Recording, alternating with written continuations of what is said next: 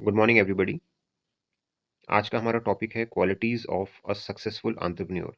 यानी एक जो सक्सेसफुल एंटरप्रेन्योर होता है उसकी क्या क्या क्वालिटीज़ होती हैं। तो इसको जानने से पहले हम एक कहानी की तरफ बढ़ेंगे और उस कहानी को समझेंगे, और उस कहानी को समझने के बाद हम ये जान पाने में समर्थ हो जाएंगे कि एक एंटरप्रेन्योर की जो है कौन कौन सी क्वालिटीज़ होनी चाहिए।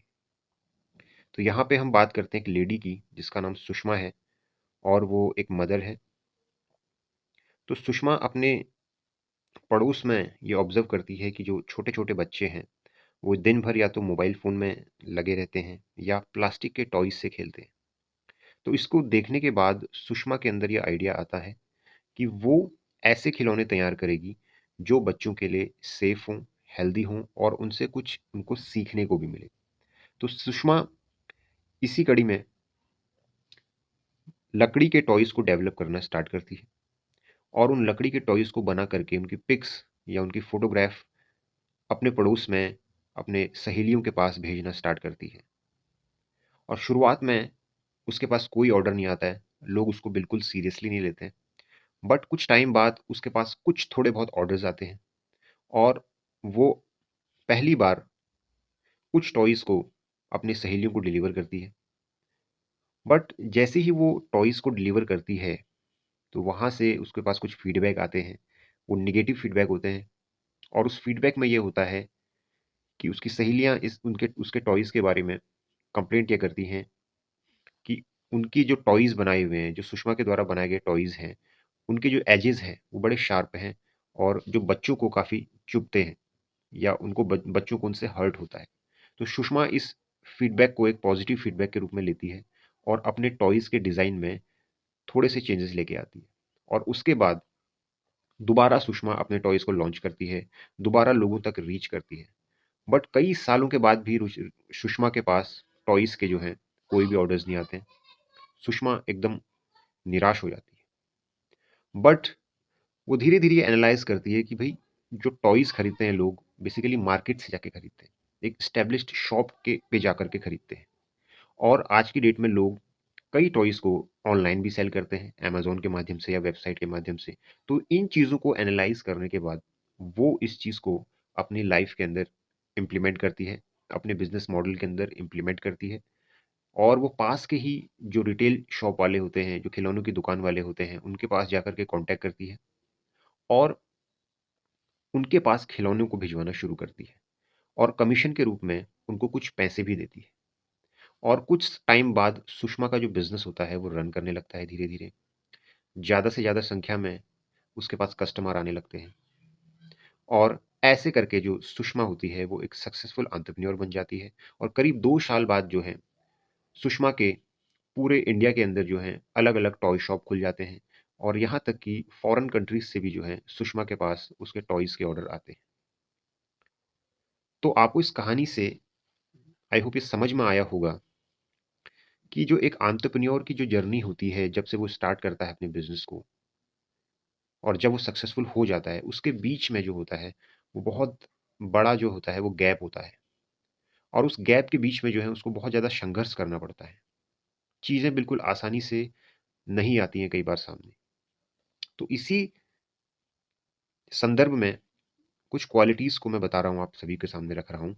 और ये क्वालिटीज़ हैं, जो सबसे पहली क्वालिटीज़ हैं, जो हमने सुषमा के अंदर भी देखी थी, वो था आपका पेशेंस, राइट?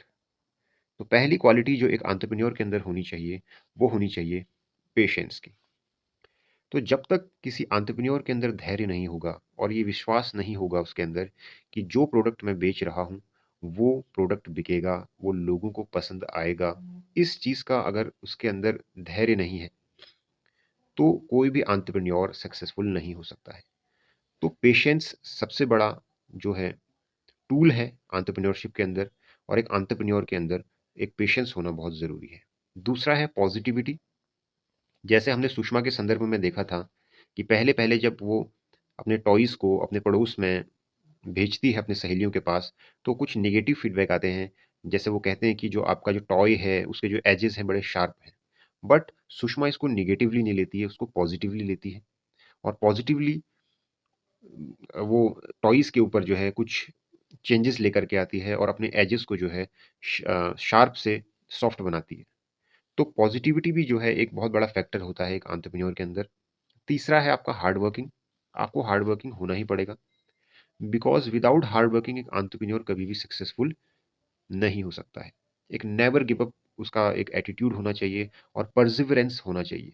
तो यहाँ पे परसिवरेंस का मतलब है कंटिन्यूटी, राइट? इसको बोलते हैं कंटिन्यूटी होनी चाहिए। जो काम आप कर रहे हैं उसको लगातार करते रहना है, उसके उसकी तरफ, उस दिशा की तरफ हमें लगातार बढ़ते जाना है। एक परसिवरेंस हमारे अंदर होना चाहिए, दृढ़ निश्चय हमारे अंदर होना चाहिए कि हम उस लक्ष्य को प्राप्त कर ही लेंगे, हम सक्सेसफुल हो ही जाएंगे। तो ये इस प्रकार का जो आपका एटीट्यूड होगा वही एक एंटरप्रेन्योर को जो है सक्सेसफुल बनाता है। फोर्थ है आपका कॉन्फिडेंस।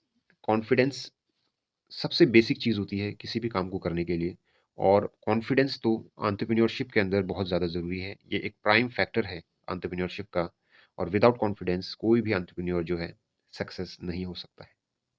नेक्स्ट है open to trial and error. Trial और एरर के लिए आपको हमेशा रेडी रहना है, राइट?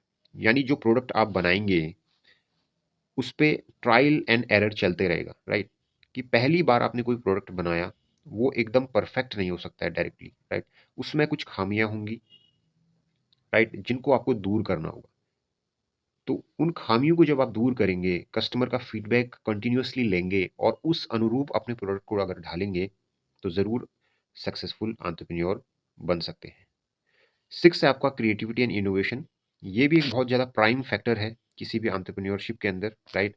क्योंकि जो एंटरप्रेन्योर बनते हैं वो क्रिएटिविटी और इनोवेशन से ही बनते हैं, जैसे मैंने पहले के लेक्चर में भी आपको बताया था। विदाउट इनोवेशन, विदाउट आइडिया आप एंटरप्रेन्योर नहीं बन सकते हैं, राइट?